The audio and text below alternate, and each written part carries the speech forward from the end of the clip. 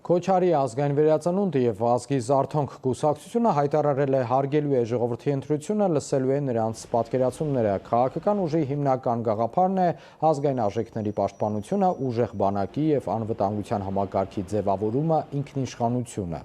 Ցուցակի երկրորդ համար Մայակ Հովհաննիսյանը նկատել է ընտրություններին ընդառաջ քաղաքական դաշտում լարվածությունն աճում է։ Մենք ձայնակցելու ենք մեր ընտրողներին։ Ինչպիսին կլինի մեր ընտրողների ընտրությունը, մենք ճանաչելու ենք ընտրությունների արդյունքները։ Անկախ նրանից, ես այդ համոզմունքին եմ, անկախ նրանից, թե ով կլինի, ոնց կլինի, եթե ընտրությունները անցան արդար, գոնե քիչ թե շատ համապատասխանեն չափանիշներ եւ մենք իմանանք, որ դա իսկապես մեր ժողովրդի ընտրությունն է, մենք այդ ընտրությունը հարգելու ենք եւ մենք կոչ ենք անելու երբեք չդարձնել։ Մենք պատրաստվում ենք ոչ թե հետ ընտրական զարգացումներին, ինչպես շատերը 19-ից,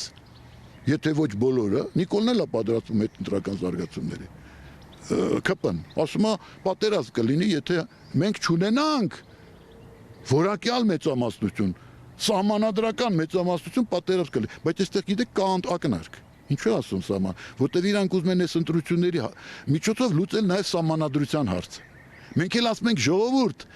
իմացեք դա եւ հասկացեք, եթե մենք ընտրվենք, առաջին իսկ նիստում հարց ենք բարձրացնելու, որպեսզի այդ ազգային ժողովը օժտվի սահմանադրական, սահմանադիր ժողովի կարգավիճակով։